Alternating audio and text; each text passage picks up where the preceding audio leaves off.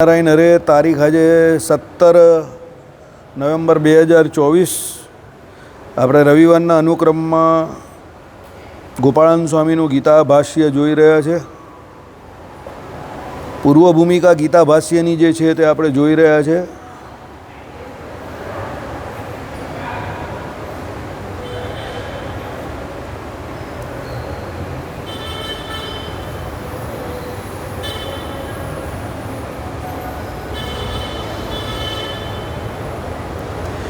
ગયા રવિવારે આપણે જોયું સત્વ રજસ અને તમસ આ ત્રણેય ગુણોથી પર એટલે ત્રિગુણમય માયાના પ્રપંચરૂપી સંસારથી સર્વ રીતે અતીત થઈ ગયેલ ગુણાતીત પુરુષ છે.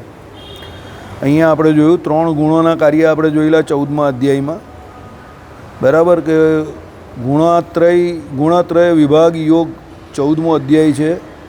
14મા અધ્યાયમાં સત્વ રજસ અને તમસ આ ત્રણેય ગુણોના વિષયની ચર્ચા છે. ભગવાન પ્રાપ્તિનો ઉપાય અને ગુણાતીત પુરુષના લક્ષણો જણાવેલ છે.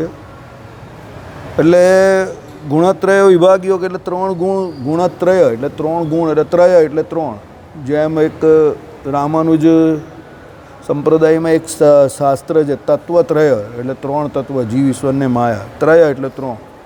એમ આમાં ગુણત્રય વિભાગ નામનો 14મો અધ્યાય ગીતાજીમાં છે. એની અંદર સત્વ રજ અને તમ એ ત્રણ ગુણની વાત કરેલી છે. ભગવાન પ્રાપ્તિનો ઉપાય શું એ વિચાર વાત કરેલી છે. ત્રણે ત્રણ ગુણથી અતીત એટલે ગુણાતીત સત્વરજ અને તમે ત્રણ ગુણોને નિયંત્રણમાં રાખીને કયો જીવ ભગવાનને પામે એવા પુરુષના લક્ષણ કયા છે. દેવતાઓ જે છે તે, મનુષ્ય જે કયા તે, ભૂત પ્રાણીઓ વગેરેનું વિવિધ પ્રકારનું વર્તન. બરાબર. જન્મ ગુણમયની પ્રધાનતા છે. બરાબર. તમારો જે જન્મ થાય છે ત્યાંથી માંડીને જે તે યોનિમાં જન્મ થાય છે એના માટે પણ તમારા જે પૂર્વના કર્મો અને ગુણો જે છે તે જવાબદાર છે. અત્યારે પણ એ પ્રમાણે છે. તમામ પ્રાણીઓના કર્મ અનુસાર જીવનરૂપ બીજ પ્રભુની વ્યવસ્થા અનુસાર પ્રયોજાય છે. આવી ગયું ને ભાઈ? જીવનરૂપ બીજ શું છે? તો જે તમે કર્મ કરો એ બીજરૂપ છે. બરાબર. એમાં ભગવાન પછી જે કંઈ કૃપા કરે એટલે એમાં ફળ થાય. એટલે એ કર્મ અનુસારે ભગવાન જે છે તે વ્યવસ્થા અનુસારે પ્રયોજન કરે છે. અને પિંડરૂપ આ સ્થૂળ શરીર પ્રકૃતિથી ઉપજેલા ગુણોનું કાર્ય છે. એટલે આખું આ જે સ્થૂળ શરીર આપણું જે છે તે સત્વરજ અને તમ એ ત્રણ ગુણને હિસાબે પોતપોતાના કાર્યમાં એ જીવ જે છે તે એ શરીરને ત્રણ ગુણ વર્તે છે. પણ એ શરીરને ગુણ વર્તે છે એ પ્રમાણે જીવ વર્તવાનું શરૂ કરે છે. કારણ કે જીવ અજ્ઞાને કરીને એ ત્રણ ગુણ પોતાને વિશે વર્તે છે એ પ્રમાણે માનવા માંડે છે. એટલે ગુણાતીત થવું બહુ જરૂરી છે. જેને સાધક બનવું હોય, ભગવત પ્રાપ્તિ કરવી હોય, એણે ગુણોથી અતીત થવું બહુ જરૂરી છે. પણ બહુ અઘરું કામ છે, બહુ કઠણ કામ છે. બોલવું બહુ સરળ છે પણ ગુણનું કાર્ય કરી જાય છે, કરાવી જાય છે આપણી પાસે. બરાબર. એટલે સતત જેને ભગવાનના વિષયમાં અનુસંધાન અને રમણ કરતો હોય ને એને એ ખ્યાલ આવે. બાકી બહુ કઠણ કામ છે. પછી આ સત્વ રજસ અને તમસ આ ત્રણ ગુણોથી પર એટલે ત્રિગુણમય માયાના પ્રપંચરૂપ સંસારથી સર્વ રીતે અતીત થઈ ગયેલ ગુણાતીત પુરુષ કયો છે. એટલે એ પ્રમાણે એ ત્રણ ગુણથી જે પર વર્તે એને ગુણાતીત કયા છે. 15મો અધ્યાય પુરુષોત્તમ યોગ. 15મા અધ્યાયમાં સંસાર વૃક્ષની ઉત્પત્તિ, તેનો વિસ્તાર આદિપુરુષ નારાયણથી થયો છે. જે આદિપુરુષ પરમેશ્વર નિત્ય અનંત સૌના આધાર છે. સત્યમ જ્ઞાનમ અનંતમ બ્રહ્મ, જે સગુણ રૂપે સૌથી ઉપર નિત્ય ધામમાં નિવાસ કરે છે. બરાબર. એટલે આ પુરુષોત્તમ યોગ કયો છે? એટલે એમાં ભગવાન પુરુષોત્તમની વાત કરી. જો પહેલાંમાં જીવની વાત કરી, પછી માયાની વાત કરી. બરાબર. એ જીવ અને માયા વચ્ચેનો સંબંધ બતાવ્યો કે સત્વરજ અને તમે ત્રણે ગુણે કરીને અભિભૂત થઈને જીવ સંસારને વિશે ભમ્યા કરે છે. એ ત્રણ ગુણથી જે અભિભૂત નહીં થતો એ ગુણાતીત થયો. એ ગુણાતીત થઈને કરવાનો શું? અહીંયા શું કરે? ગુણાતીત થઈને કરે શું? તો આ પુરુષોત્તમ યોગ એટલે ભગવાનનું ભજન કરે. બ્રહ્મરૂપ થઈને ભગવાનનું ભજન કરે ને. એટલે બ્રહ્મરૂપ કોણ? તો એ ગુણાતીત થાય તે જ બ્રહ્મરૂપ કહેવાય. તો એને ભગવાનનું ભજન કરવાનો સર્ટિફિકેટ મળે છે કે આ બાજુ નહીં બેસ, અહીંયા બેસ. ત્યાં સુધી અવાજ જ નહીં પહોંચશે મારો. આ બાજુ આવી ગયા બસ. એટલે ગુણાતીત થવાની વાત કરી. બરાબર. એટલે ભગવાનનું ભજન કરવા માટે ગુણાતીત થવું જરૂરી છે. એટલે એ જીવની વાત છે. પછી એ પરમાત્માની વાત કરી 15મા અધ્યાયમાં. પછી સંસાર વૃક્ષની ઉત્પત્તિ. ભાઈ એ અભિન્ન નિમિત્તો ઉપાદાન કારણ જે છે તે પરમાત્મા જ છે સંસારના. એટલે સંસાર વૃક્ષની ઉત્પત્તિ, તેનો વિષય જે આપણે ભાગવતજીમાં જોઈએ તો સર્ગ વિષય, સર્ગ વિસર્ગ. બરાબર. સ્થાનમ પોષણમ એમ કરીને જે આખી વાત આવે છે. બરાબર. ઈશાનું કથા, મન્વંતર કથા, આશ્રય, ઉત્તિ, મુક્તિ ને નિરોધના બધા જે ભાગવતજીના લક્ષણ છે એ પ્રમાણે આમાં શું કહ્યું છે કે ભાઈ આદિપુરુષ નારાયણથી થયો છે, અભિન્ન નિમિત્ત ઉપાદાન કારણ. સંસારનું કારણ ભગવાન જ છે. સંસાર જે છે તે ભગવાન વગર શક્ય નથી. એટલે સંસાર ભગવાનનું કાર્ય હોવાથી તમે સંસારને જોવો તો એમાં તમને ભગવાનની 100% અભિભૂતિ થાય. કારણ કે જો સંસાર છે અને અત્યારે હાલમાં વર્તમાન કાળે એની સ્થિતિ તમને દેખાય છે, તો કોઈ પણ કાર્ય કરતા વગર થતું નથી. તો એનો કરતા કોઈને કોઈ તો હોય જ. તો એના કરતા કોણ છે? તો આ પુરુષોત્તમ નારાયણ છે. પુરુષોત્તમ નારાયણ ક્યાં છે, કેવી રીતે રહ્યા છે? તો એ કેવા છે? તો એ નિત્ય છે. આદિપુરુષ નારાયણ અનંત છે, સર્વવ્યાપક છે. સંસાર જ્યાં જ્યાં માયા છે ત્યાં ત્યાં ભગવાન છે જ. કારણ કે માયા જે ભગવાનની શક્તિ કહી છે, તો એ ભગવાનની શક્તિમાં ભગવાનનું નિયંત્રણ રહેલું છે, નિયમન રહેલું છે. અનંત છે એટલે માયા અનંત છે અહીંયા, એટલે ભગવાન પણ અનંત છે. અહીંયા જ્યાં માયાને અનંત કહી હોય ત્યાં ભગવાનની લીલા વિભૂતિની જ વાત સમજવી. નિત્ય વિભૂતિમાં માયા અનંત નહીં કહી, કારણ કે એ તો ફક્ત કારણ રૂપે જ કહી છે. બીજ રૂપે તો છે પણ એનું કાર્ય ત્યાં નથી. અને એ નિત્ય વિભૂતિ જે છે તે 3 પાદ વિભૂતિ છે, એટલે લીલા વિભૂતિ કરતાં 3 ગણી મોટી છે. પણ એમાં માયાનું કંઈ ચાલતું નથી. દાખલા તરીકે તમે આખો સંસારની રચના જો, એમાં પણ પૃથ્વી, જળ, તેજ, વાયુ, આકાશ, મહતત્વ, અહંકાર, આ સપ્તાવરણ, પછી માયાનો અંધકાર અને પછી ચિદાકાશ. એ ચિદાકાશને સર્વનો આધાર કયો? એ બહાર ચિદાકાશ કયો છે તે, અને અંદર ચિદાકાશ પણ રહેલો છે તે. હવે અંદર જે ચિદાકાશ રહેલો છે તે માયાની અંદર રહેલો ચિદાકાશ છે. એટલે અહીંયા આપણે માયા, બધું માયાનું છે, એટલે માયાથી આપણે જીવ પહેલો અભિભૂત થાય. ચિદાકાશ અહીંયા પણ રહ્યો છે. અને પેલું જે ચિદાકાશ છે તે પ્યોર ચિદાકાશ છે. એમાં માયાનું કંઈ ચાલતું નથી. એટલે અક્ષરધામમાં રહીને ભગવાનનું ભજન કરવાની વાત કરીએ છીએ કે અહીંયા તમારે એ માયાને અનુસંધાન રાખીને જીવે જીતવાની છે. જીતવાની એટલે તરવાની છે, બરાબર. એમ કંઈ પોતાના બાહુબળે જીતાય એવી નથી. તો એ માયાને તરે અહીંયા, તો પછી એમ કહે કે એ પરલોકને વિશે પણ એ ચિદાકાશમાં ભગવત પ્રાપ્તિ કરે. દરેક જગ્યા પર બહુ સિમ્પલ લોજિક જ ભગવાને મૂકેલા છે. એટલે અહીંયા પણ ચિદાકાશ છે, બહાર પણ ચિદાકાશ છે, અને એ ચિદાકાશમાં ભગવાન અહીંયા પણ રહેલા છે અને ત્યાં પણ રહેલા છે. કારણ કે ચિદાકાશ જેમ અનંત છે, અખંડ છે, તે જ પ્રમાણે ભગવાન પણ અનંત છે ને અખંડ છે. ચિદાકાશ જેમ આ બધી માયાનું કાર્ય જે છે તે બધાનો સર્વનો આધાર છે, તેમ ભગવાન છે તે ચિદાકાશના પણ આધાર છે. એટલે જ્યાં જ્યાં ચિદાકાશ છે ત્યાં પણ ભગવાન રહ્યા છે, જ્યાં જ્યાં માયા છે ત્યાં પણ ભગવાન રહ્યા જ છે. કારણ કે નિત્ય વિભૂતિ જે ચિદાકાશ રૂપ છે તે, અને લીલા વિભૂતિ જે આ માયામાં બનેલી છે, તે બંનેના આધાર કોણ છે? સર્વેશ્વરેશ્વર પરમાત્મા પુરુષોત્તમ નારાયણ છે. એટલે એ ભગવાન જ આધાર છે, જે સગુણ રૂપે સૌથી ઉપર નિત્યધામમાં નિવાસ કરે છે. અહીંયા સગુણ રૂપ એટલે માયાના 3 ગુણવાળા નહીં. સગુણ એટલે અહીંયા કેવા? સાકાર, બરાબર. જે આપણે દ્રષ્ટિગોચર હોય, સામે લખેલું છે ને માનસ અને ચાક્ષુષ, એમ 2 પ્રકારે એ ભગવાનના દર્શન થાય છે, બરાબર. માનસ દર્શન તો કેવી રીતે થાય? તો અષ્ટાંગ યોગ દ્વારા એ ભગવાનની મૂર્તિનું ધ્યાન, ભજન, ઉપાસના કરે એટલે માનસ દર્શન થાય. તમે અંતર્યામી પણ એ ભગવાન રહેલા છે તે અંદર તમને દેખાય. ચાક્ષુષ દર્શન જ્યારે ભગવાન અવતાર ધારણ કરે ત્યારે આવશે, એ હજુ આવવાનું બાકી છે. કહેવાનું તાત્પર્ય એવું છે કે ભગવાન પોતાના ધામને વિશે નિત્યપણે બિરાજમાન છે, બરાબર. ગોલોક મધ્ય અક્ષરધામ, તેમાં એ ભગવાન બિરાજમાન જ છે. કાયમ માટે મૂર્તિમાં ભગવાન એ બિરાજમાન છે. જે ભગવાનનું મૂળ રૂપ કયું છે પંચરાત્ર શાસ્ત્રમાં, એ ભગવાન જ સંકલ્પ કરે છે. કયો? એકો અહમ બહુશ્યામ પ્રજાએ, એટલે એ કેવો હું બહુ રૂપે થાઉં. તો એ પરમાત્મા જ પછી પોતાના શરીરરૂપી જે કોઈ જીવ અને માયા એના દ્વારા બહુરૂપે થાય છે. એટલે બહુરૂપ એટલે પ્રલયકાળને વિશે જે જીવો માયાના ગર્ભમાં હોય છે તે બધા પોતાના કર્મે સહિત જ માયાના ગર્ભમાં રહ્યા હોય છે. એટલે પરમાત્મા પાછો સંકલ્પ કરે એટલે સૃષ્ટિકાળ એ બધા પોતપોતાના નિયત કર્મ સહિત બહાર આવે અને પોતે જે તે યોનિઓને પછી પામે. અને એ યોનિઓમાં જે કોઈ એ કર્મ કરેલો હોય એ પ્રમાણે સુખ દુઃખને પામે. એટલા માટે કહ્યું કે ભાઈ આપણી પાસે જે કંઈ છે તે વર્તમાન કાળ છે. એટલે વર્તમાન કાળમાં જેમ બને તેમ તમારે જે જોઈતું હોય તે બધું તમને મળે. અત્યારે તમને જે કંઈ મળેલું છે તે પણ પૂર્વના સુકૃતે કરીને મળેલું છે, હવે પછી મળશે એ પણ અત્યારના સુકૃતે કરીને મળશે. પણ જે કંઈ પણ મળશે તે બધું તમને તમારા અજ્ઞાને કરીને મળશે. તો તમે વિચાર કરો, આ ગુગલીકાથી નાખ્યો અજ્ઞાને કરીને મળશે. કારણ કે તમે અહીંયા જે કંઈ પણ ઈચ્છો છો, માન, મોટપ, રૂપિયા, પૈસા, તમે જે કંઈ પણ ઈચ્છો છો ભગવાન સિવાય, તે બધું શું છે? તમારું અજ્ઞાન છે. હવે તમને જે ઈચ્છો છો ને જે મળતું નથી એના માટે તમે મહેનત કરો છો, પ્રયત્ન કરો છો, એના સંકલ્પ કરો છો. એટલે જે તમારી પાસે આજે નથી એ તમારી પાસે કાલે 100% હશે. અને જે આજે છે જેનો તમે અનાદર કરો છો તે કાલે પાછું ન હશે. એટલે પાછું જ્યારે અત્યારે જે નથી એ આવશે અને અત્યારે જે છે તે ત્યાં ન હશે કે અત્યારે જેનો તમે સંકલ્પ કરો છો નથી કરતા એ પણ ન હશે એટલે પાછું તમે એની ઈચ્છા કરશો એટલે પાછો એના માટે જન્મ થશે એમ તમારો જન્મ ચાલુ ને ચાલુ જ રહેશે એટલે તમે અત્યારે જે કંઈ વસ્તુ તમારી પાસે નથી બરાબર એ પૂર્વે તમે નથી ઈચ્છી કે એના પર પ્રયત્ન નથી કર્યો એટલે અજ્ઞાને કરીને તમે અત્યારે અહીંયા છો જે છે એના માટે તમે પ્રયત્ન કરેલો છે એ પણ અજ્ઞાને કરીને કર્યો એટલે તમને મળેલી છે બરાબર એટલે તમે અહીંયા છો જો તમારે ભગવાનના સ્વરૂપનું જ્ઞાન થઈ ગયું હોત અને ભગવાન માટે પ્રયત્ન કર્યો હોત તો અત્યારે કંઈ પહેલાં થયો હોત તો તમે કોઈ માયાની વસ્તુ ઈચ્છતે નહીં ને અત્યારે પણ થયો હોય તો તમે માયાની વસ્તુ ઈચ્છો જ નહીં જ્ઞાન થાય તો પછી તમારે કોઈ પ્રશ્ન જ નહીં ઊભો રહે તો જન્મ મરણનો કે કોઈ ઓછપનો કે કોઈ વસ્તુ મેળવવાનો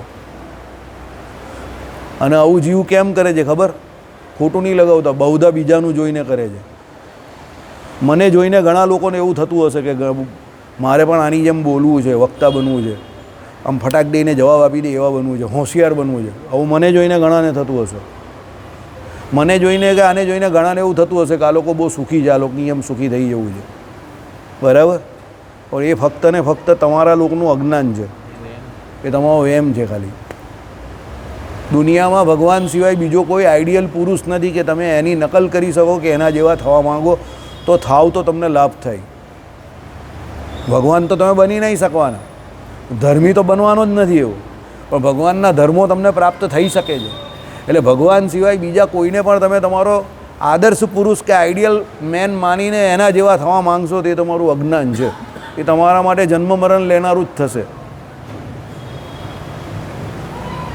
સમજ પડી કે નહીં પડી એટલે એવી કોઈ દિવસ ભાવના ન રાખો કે મારામાં જે ઓછપ છે તે બધી પૂરી થઈ જાય તમારામાં જે ઓછપનો અનુભવ તમને કે ભાવના જે જાગે છે એ ઈચ્છા તમારી અતૃપ્ત ઈચ્છાઓ જે છે એ તૃપ્ત થવા માટે જ કે તૃપ્ત કરવા માટે જીવ પ્રયત્ન કરે છે ને જન્મ મરણ ચાલુ રહી છે પણ ઈચ્છા કોઈ દિવસ પૂરી નહીં થવાની અને તૃપ્તિ કોઈ દિવસ તમને થવાની નથી કે મારી બધી ઈચ્છા ભોગવાઈ ગઈ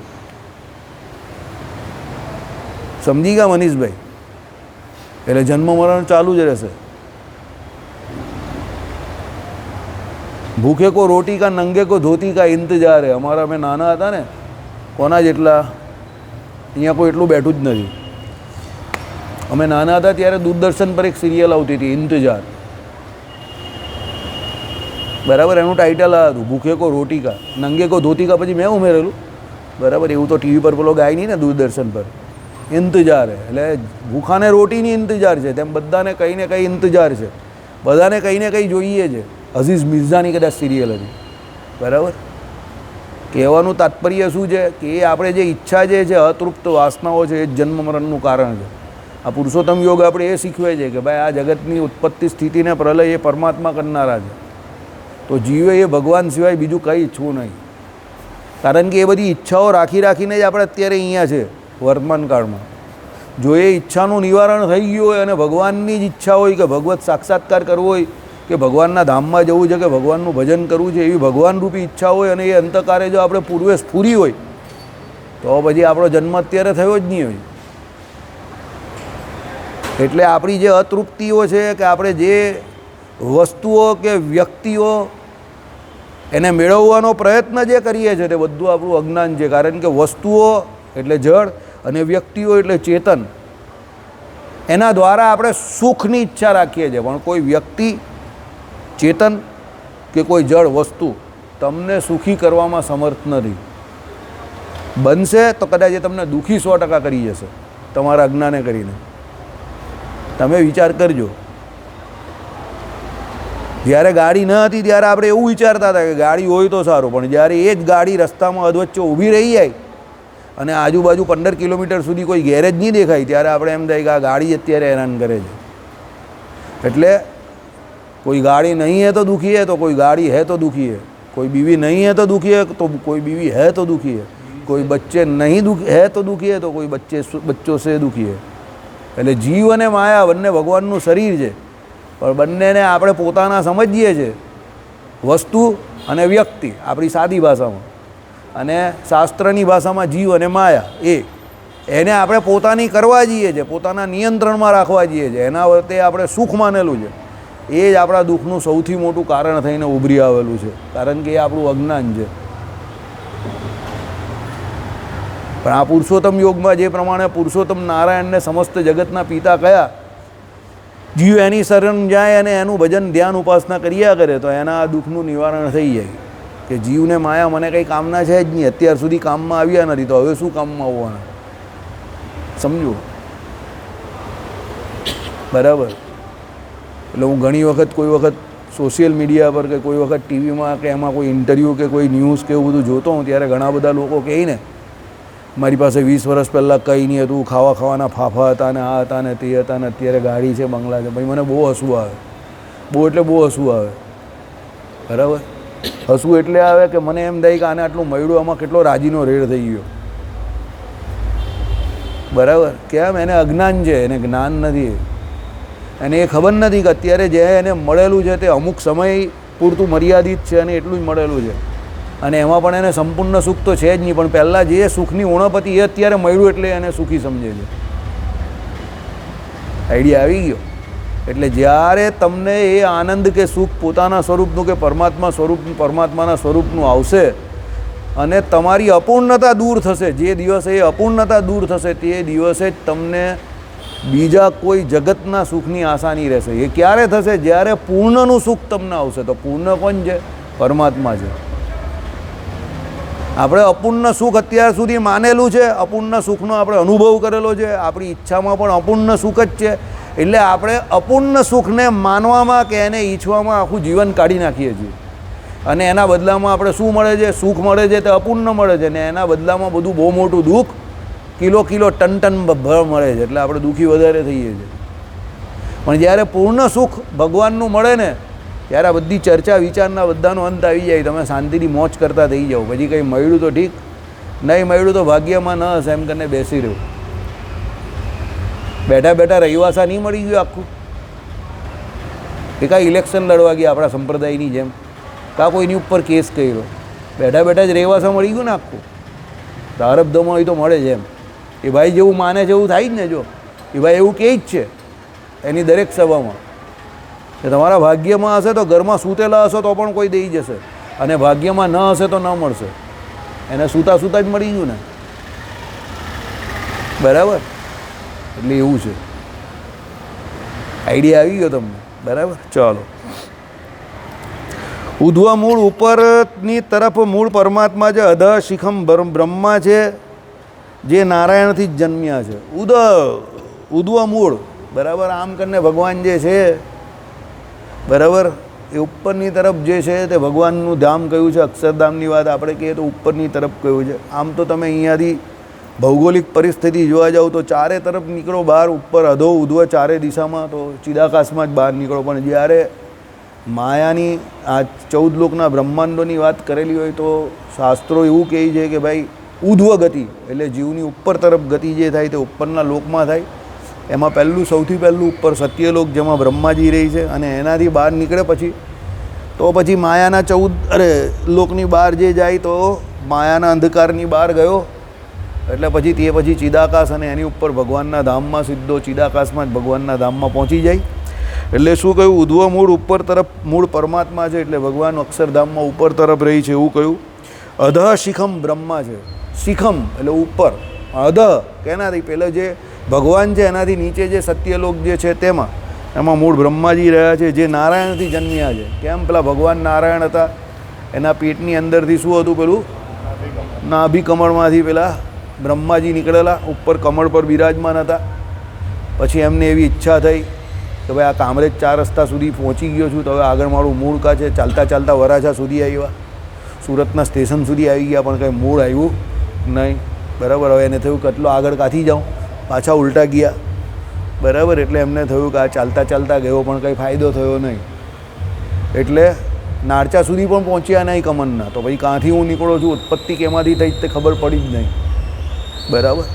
એટલે બ્રહ્માજીને પણ જો એ તો કેટલું સ્પીડમાં ચાલતા હશે તો એમને ન ખબર પડી તો આપણી તો કાં એ. એટલે કહેવાનું તાત્પર્ય એવું છે. પછી તપ કરીને અવાજ આવ્યો એટલે પાછા તપ કરવા માંડ્યા પોતાની જગ્યા પરથી. એમને એ પણ ન ખબર હતી ઉત્પત્તિ થઈ ત્યારે કે હું કોણ છું. મારે કામ શું કરવાનું છે. પછી તપ કરીને અવાજ આવ્યો, પછી ભગવાનનું ધ્યાન ભજન ઉપાસના ચાલુ કરી. એટલે ભગવાન નારાયણે કહ્યું કે ભાઈ તમે બ્રહ્મા છો, તમારે સૃષ્ટિ કરવાની છે. એ કે સૃષ્ટિ કેવી રીતે કરું, કોઈ રો મટીરિયલ કંઈ તો છે નહીં. ભગવાન કે બધી વ્યવસ્થા આપણે ધીરે ધીરે કરીને કરીએ જ. બરાબર. ભાઈ ભગવાને બધી વ્યવસ્થા કરી આપી. અને પછી શું આપ્યું, 4 વેદો આપ્યા. એના દ્વારા જેમ કે આ ધર્મ પ્રચાર પ્રસાર કરવાનો છે તમારે, સમજો. તો બ્રહ્માજી જેવાને નથી ખબર હોતી તો કોલેજના સ્ટુડન્ટને કાંથી ખબર હોય કે 20 વર્ષ પછી 21 વર્ષ પછી બહાર નીકળીને શું કરવાનું. બ્રહ્માજીને જ નહીં ખબર હોતી તો. એટલે એવી બધી બહુ ચિંતા નહીં કરવાની કે ભાઈ શું કરીશ, શું થશે, આ શું કરશે. તો જ્યારે જેનું જે થવાનું હોય તે થઈ જ જાય. ચલો, આ સંસાર વૃક્ષ જે છે તે પરિવર્તનશીલ, નાશવંત, અનિત્ય છે. સંસાર જે છે તે પરિવર્તનશીલ છે. બરાબર. રોજ રોજ એમાં નવા પરિવર્તન આવ્યા કરે છે. કેવી રીતે આવે છે ત્યારે બહાર જોવાની કંઈ જરૂર નથી. આપણે આપણી જાતને જ જોઈ લેવાની, આપણા શરીરને જ જોઈ લેવાનું. બરાબર. કોરોના પહેલાં જે જીગર હતો તે અને કોરોના પછીના જીગરને અશોકભાઈને જોઈ લેવાના, એટલે ખબર પડી જાય સંસાર કેવો હતો. પહેલાં બુલેટ ટ્રેન જેવા હતા, અત્યારે લોકલ ટ્રેન જેવા થઈ ગયા છે.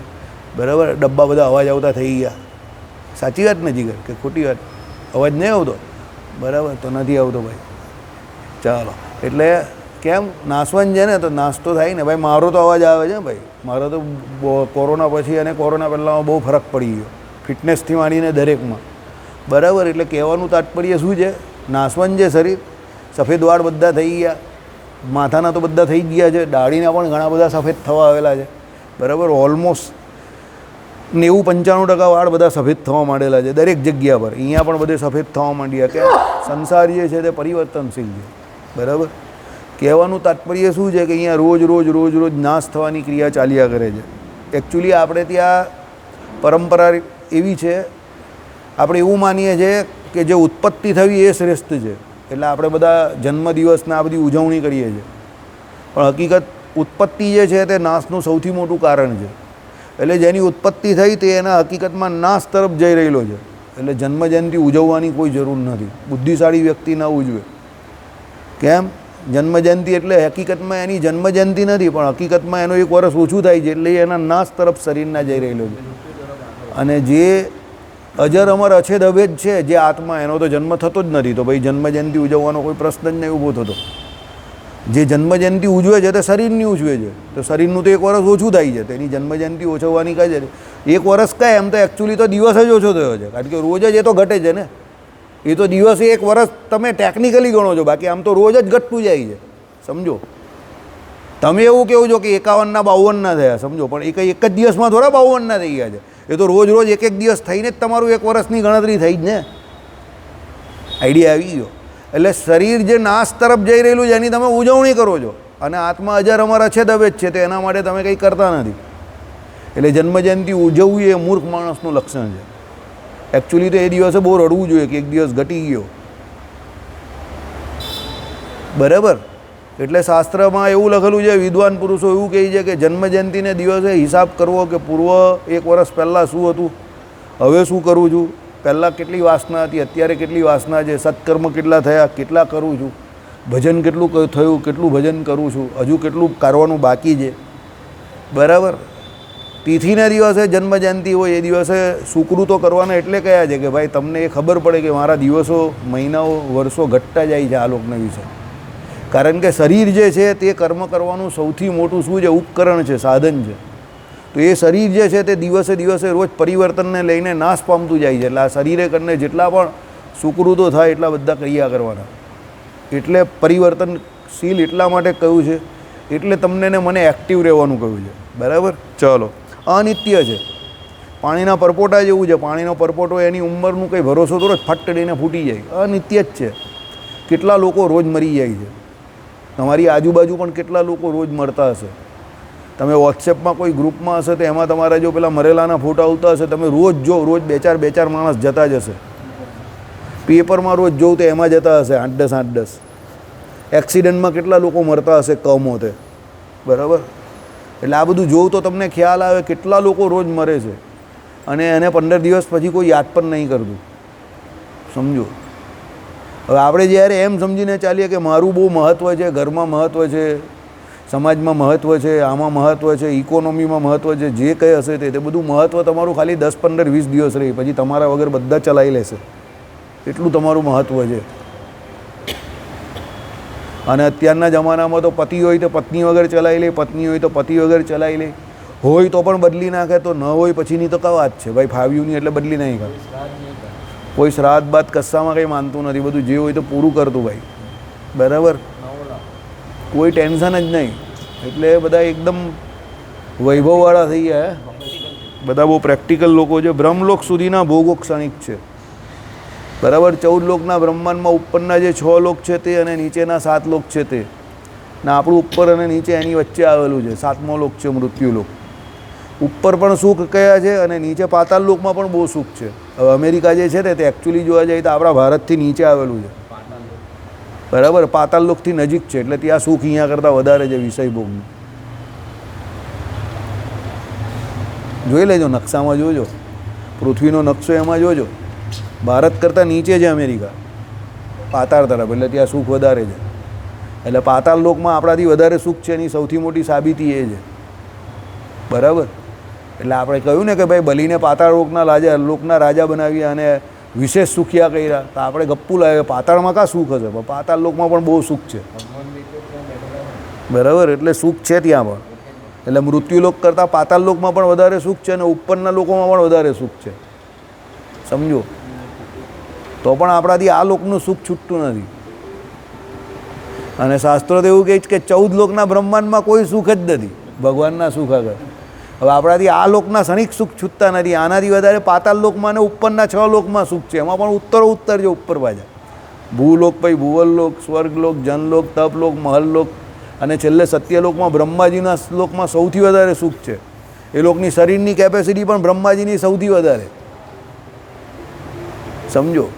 બ્રહ્માજી આમ જોવા તો બ્રહ્માંડના સૌથી મોટા ડોન કહેવાય, કેમ કે એમને તો એક દિવસમાં કેટલા બધા દિવસ ચાલ્યા જાય આપણા, બધી રીતે જ્ઞાન શક્તિથી માંડીને બધું બ્રહ્મનું વધારે આપણા કરતાં, સુખ પણ વધારે, સત્યલોકમાં સૌથી વધારે સુખ, બરાબર.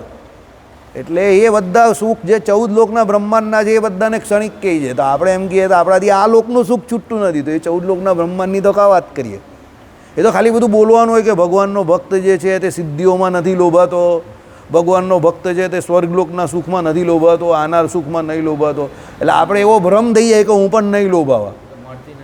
પછી તો અહીંયા ફકીર લકીર કા ફકીર એને પૂર્વના પ્રારબ્ધ ટૂંકા હોય ને અહીંયા મળતું નહીં હોય એટલે એવું માનતો હોય કે મને પેલું મળે તો અહીંયા જ ખોવાઈ જાય, બરાબર. કેટલા લોકોને જોયા છે માન પાન પ્રતિષ્ઠા જેવી સામાન્ય, અરે કોઈના 2 વખાણ કરે, ખોટા વખાણ કરે, એમાં તો પેલો ખુશ થઈ જાય. હજુ તો કંઈ મળ્યું નથી, તમારે ખાલી 2 બોલીને વખાણ જ કરવાના, એમાં તો પેલો ખુશ થઈ ગયો, સમજો, બરાબર. એટલે જીવ જે છે એ અજ્ઞાને કરીને એટલું બધું મોટું સુખ માનીને એમાં એટલું બધું એને એવું થઈ જાય છે કે મેં બધું છોડી દીધું મારાથી. અરે એ તો તને મળ્યું નથી એટલે એવું કહે છે. વર્ષો પહેલાં જસવંતભાઈ મેવાડ એવું કહેતા હતા, 25 વર્ષ પહેલાં અમે તમારી ઉંમરના હતા ને ત્યારે, બરાબર, હવે નહીં કહેતા, ત્યારે એવું કહેતા હતા, અમને લોકોને જ કહેતા હતા, સ્પેસિફિક અમને લોકોને, આપણા મંડળના જ માણસોને, કે તો તમને મળ્યું નથી ને એટલે તમે એવું કહેવું છો, મળે ત્યારે કંઈક એવી રીતે ટકી જાઓ તો ઠીક છે, બરાબર. એ ભાઈ ત્યારે બી ડેસ્ટિનીના ને ટીનના કપડાં પહેરતા હતા અને અત્યારે પણ પહેરે છે ડેસ્ટિનીના ટીનના જ કપડાં. નટુભાઈ એનું માપ લેતા હતા, પછી નટુભાઈના કારીગર પછી લેતા થયા, સમજો. ટીપટોપ જ ફરે પહેલેથી, સમજો, બરાબર. પછી એ ભાઈ કહેતા હતા કે એ તમને વૈરાગ્ય કે જ્ઞાન કે એ બધું તમને મળતું નથી એટલે દેખાય છે, મળે પછી દેખાય તો વાત ઠીક છે.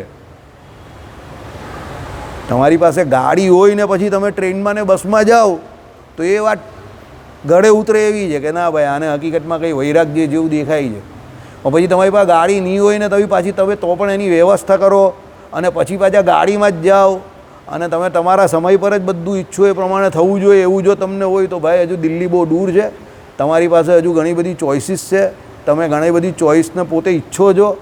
એટલે શરીર તમે તમારા ગમતામાં જ વર્તાવવા માંગો છો. હજુ પણ ગાડીઓ એવી ખરાબ બાબત નથી અહીંયા, તમે સમજો, પણ તમે ગાડી તમારી લક્ઝરી માટે લેવું છો, સુવિધા માટે લેવું છો, સમજી ગયા. એટલે ગાડીઓ એવી ખરાબ બાબત નથી, પાછા એને કોઈ ખોટી રીતે નહીં લેતું. પણ તમે ગાડીનો ઉપયોગ કેમ કરો છો? હવે જેની પાસે છે એ તો એના પ્રારબ્ધે કરીને એના એ છે, પણ પછી જેની પાસે નથી એ પણ એની ઈચ્છા રાખીને તો પણ બેસે છે. એટલે એનો મતલબ શું? એને નથી મળ્યું તો પણ જો એની ઈચ્છા રાખે તો મળે તો કાદી નહીં છોડી દેવાનો, સમજો. એટલે એ જસવંતભાઈની વાત 25 વર્ષ પહેલાં સાચી હતી, બરાબર. એટલે જળ ભરતનું શાસ્ત્રમાં નામ લખાયું છે કે ચમત્કારિક આખ્યાન છે કે ભાઈ એની પાસે હતું, અજનાબખંડના રાજા હતા અને એ છોડીને નીકળી ગયેલા. અને અહીંયા આપણે તો ઉલટી હાલત છે, જેની પાસે નથી હોતું એને બધું જ જોઈએ છે અને એના માટે બધા પ્રયત્ન કરે છે કે ગાજર લાવે છે, કંટોલા લાવે છે, કાળેલા લાવે છે, ચીકુ લાવે છે, સીતાફળ લાવે છે કે ભગવાન આના બદલામાં મને કંઈ આપો. અને પેલા પાસે હતું તે છોડીને ગયેલા અને તો પણ મૃગલીમાં ફસાયેલા. એટલે એનું ચમત્કારિક આખ્યાન કહ્યું છે. અને આપણું આખ્યાન એટલે નહીં બનતું કે જો આપણે TGBમાં જ અટવાયેલા છે. TGB રેસ્ટોરન્ટ છે ને, એનું ફૂલ ફોર્મ ખબર જ તમને? નહીં ખબર? ટિંડોરા ગાજર ને ભાજી. T ફોર ટિંડોરા, G ફોર ગાજર ને B ફોર ભાજી, એટલે TGB રેસ્ટોરન્ટ. આટલું નામ નહીં આવડતું ફૂલ ફોર્મ.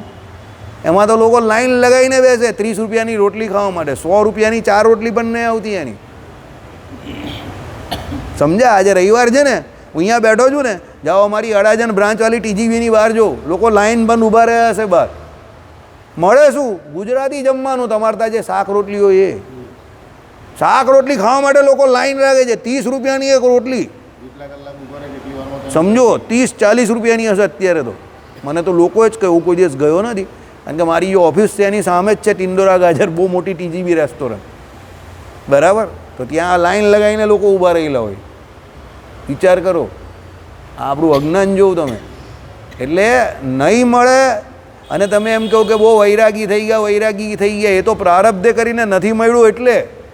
પણ મળ્યું હોય તો પણ ભગવાન બુદ્ધની જેમ એનો ત્યાગ કરીને નીકળી જાય, કે બ્રહ્માનંદ સ્વામીની જેમ નીકળી જાય, કે મીરાબાઈની જેમ રાજરાણી હોય ને તો પણ એ સુખ મૂકીને નીકળી જાય, ત્યારે ખરું જ્ઞાન ને ખરો વૈરાગ્ય થયો છે, સમજી ગયા?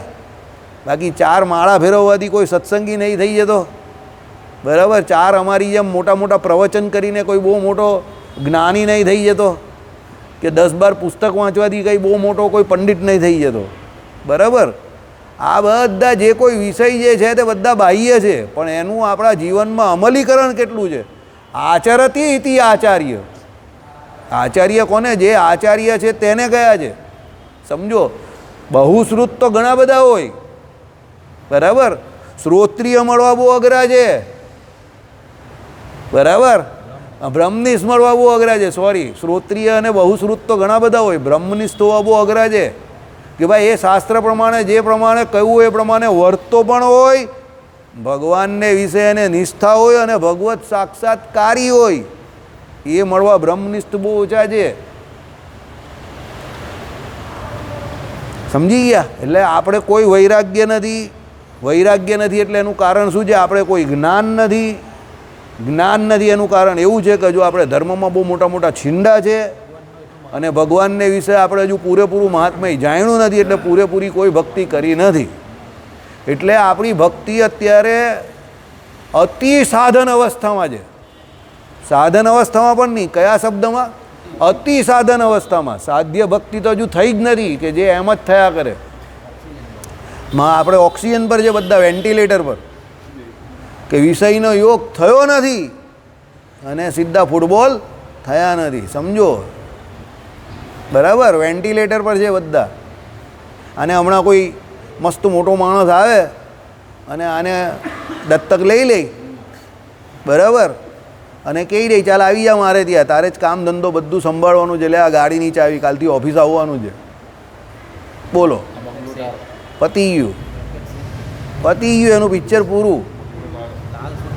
લાલ સૂટ પહેરને કાલથી અહીંયાથી ચાલ્યો જ જાય સીધો. વાસુદેવભાઈ ચાવી બાઈની કોઈ જરૂર નથી આ તમારી, મને મોટી ચાવી મળી ગઈ, તિજોરી કા ચાવી हमको भी मिल गया, બરાબર. એટલે ચાલ્યો જાય તો ચાલ્યો જ જાય, આઈડિયા આવ્યો. એટલે એ જસવંતભાઈ એક વસ્તુ હંમેશા યાદ રાખજો, એક આવે શાસ્ત્રનું જ્ઞાન અને બીજું જે છે ને, જે લોકોનો અનુભવ હોય ને, પૂર્વના મોટા અનુભવી ભક્તો હોય કે સાધુ સંતો હોય, એ પણ જે કંઈ બોલતા હોય ને, જેને પારંપરિક જ્ઞાન કહેવાય, તે પારંપરિક જ્ઞાન છે ને પુસ્તક જોડે ન મળતું એ છોડી દેવાનું.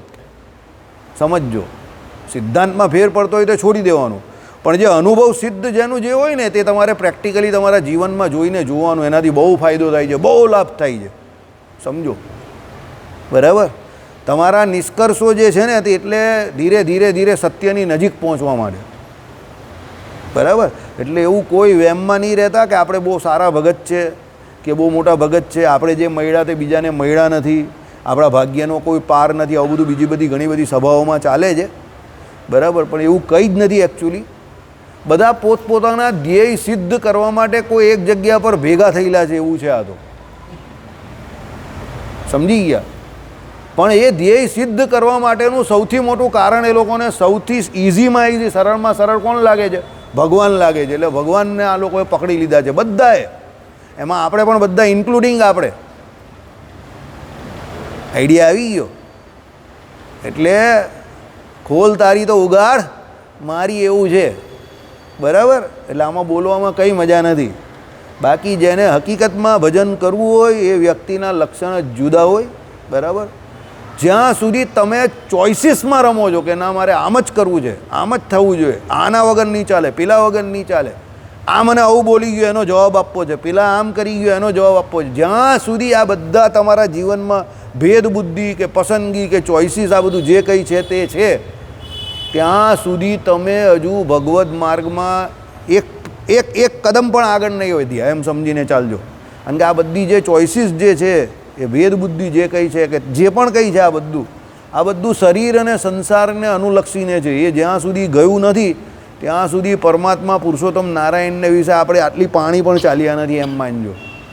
જે દિવસે તમને એવું થશે ને નીકળની જે થશે તે દેખા જાયગા, ભગવાનની ઈચ્છા તે આપણું ભાગ્ય એમ કરીને નીકળી જશો અને એ દિવસે પછી જે થવાનું હશે તે થશે એમ કરીને ભગવાનનું ભજન કર્યા કરશો, ત્યારે સમજો પરમાત્માએ તમારી ઉપર કંઈ કૃપા કરી. સમજો? બરાબર? ચાલો, જય સ્વામિનારાયણ.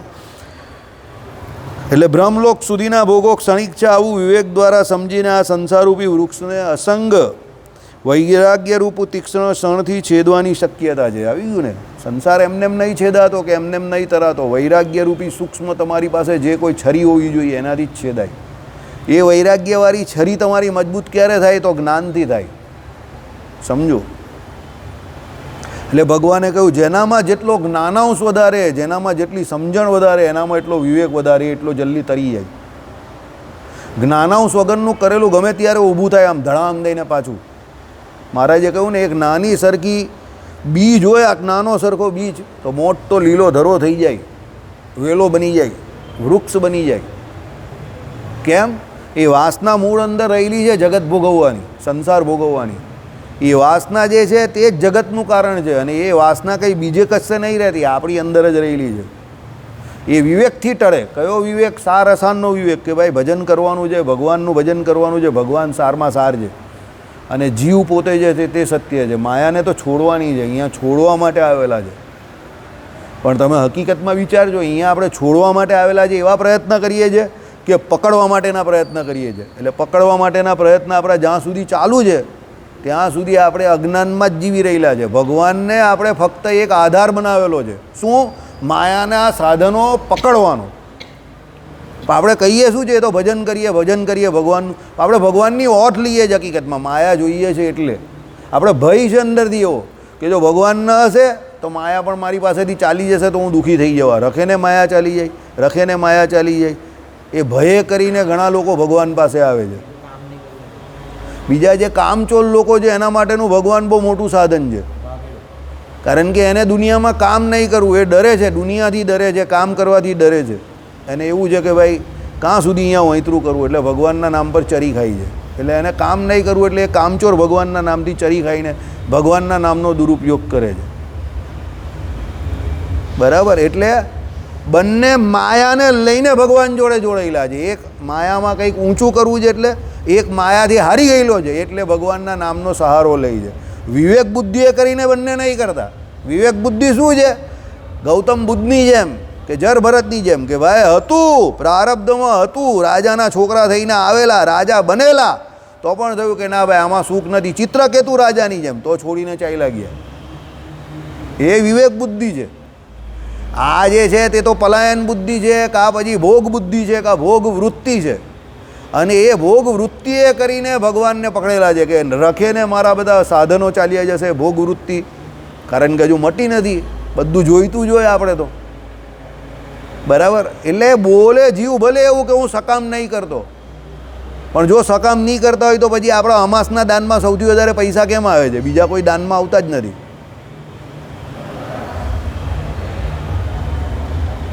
આજે પણ આપણે અમાસનો કોઈ કાર્યક્રમ યોજીએ તો તરત એનું ટાર્ગેટ પૂરું થઈ જાય છે, બીજાનું હોય તો નહીં થાય.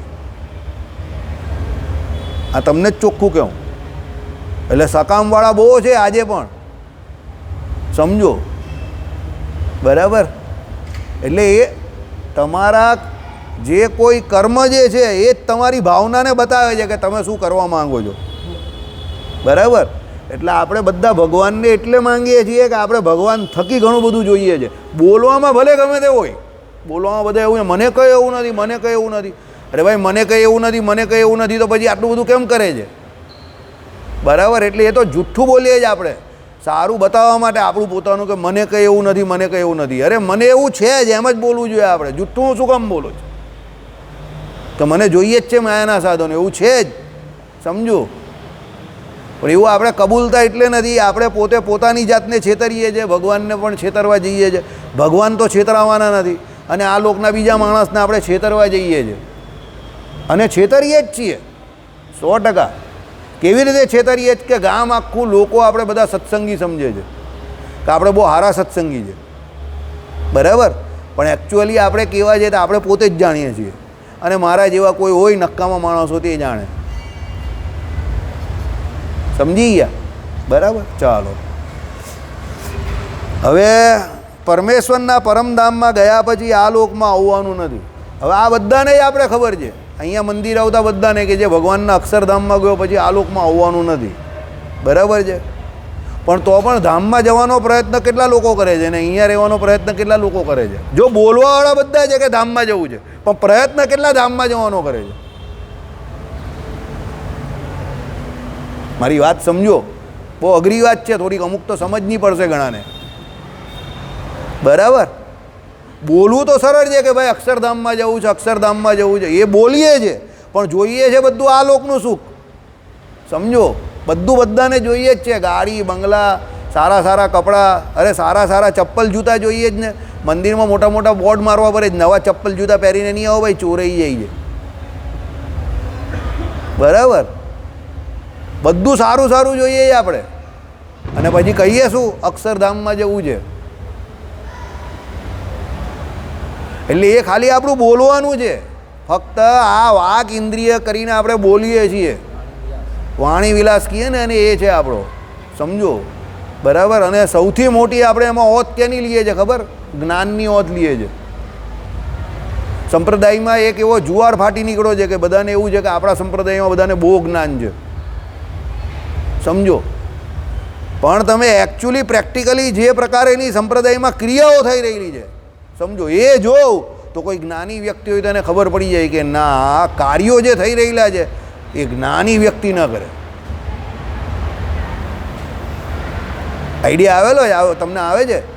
એટલે બોલવું અને વર્તન, વાણી અને વર્તન, એમાં બહુ ફરક પડે છે, સમજો. જ્ઞાની માણસ મેં તમને કહ્યું એ પ્રમાણે હશે, ચાલશે, ફાવશે, ભાવશે, ભગવદ ઈચ્છાથી જે કંઈ થાય એ પ્રમાણે કરે, બરાબર.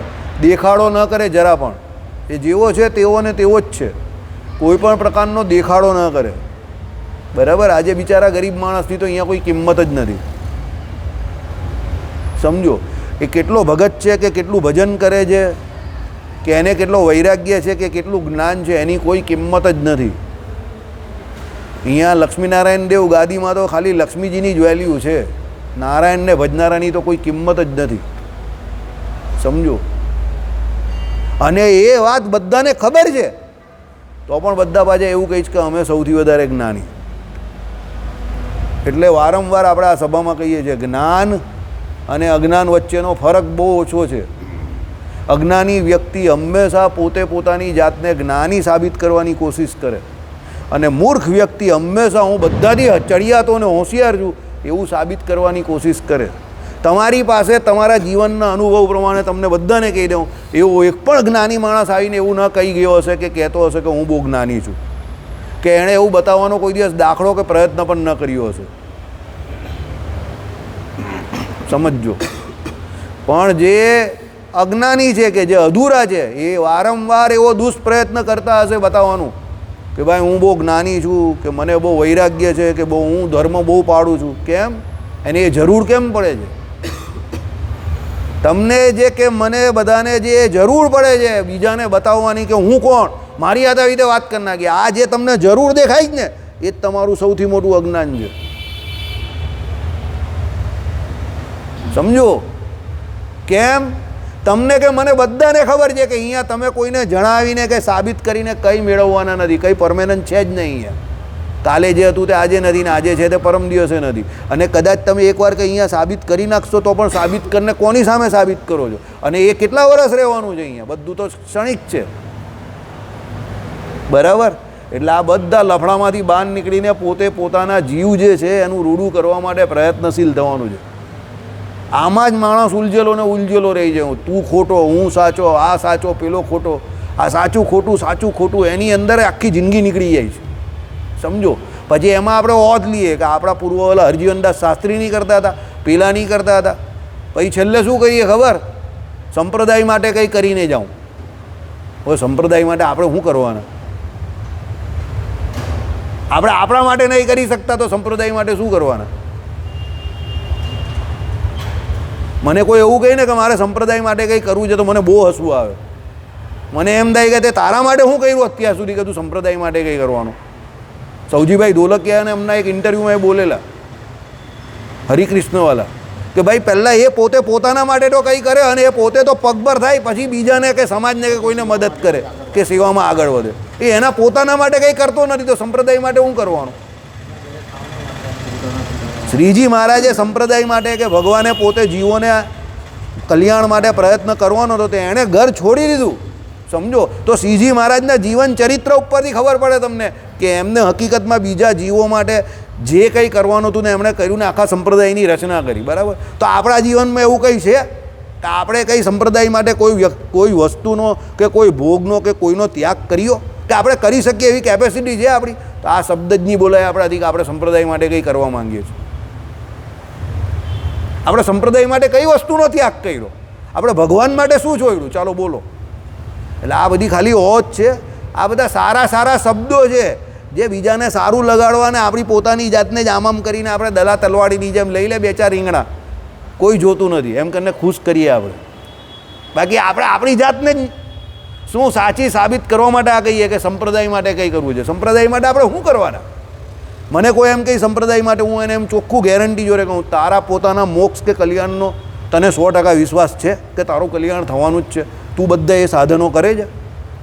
આલા પોતાના ઠેકાણા નહીં હોય ને પેલો કોઈ સંપ્રદાય માટે કંઈ કરવું છે, આ અજ્ઞાન છે. બરાબર? એટલે પહેલાં પોતે પોતાના લેવલ પર પોતાનો વિચાર કરો, પછી સંપ્રદાય માટે. ભગવાને શું કહ્યું કે જે કંઈ સાહજિક રીતે જેટલું થતું હોય એટલું કરો, પણ પછી બહુ લવારા કે બહુ ઊંચી વાત નહીં કરવાની કે સંપ્રદાય માટે કંઈ કરવું છે કે આના માટે કંઈ કરવું છે. એમ કંઈ થતું બતું નથી. સમજો. બરાબર? શ્રીપતિમ શ્રીધરમ સર્વદેવેશ્વરમ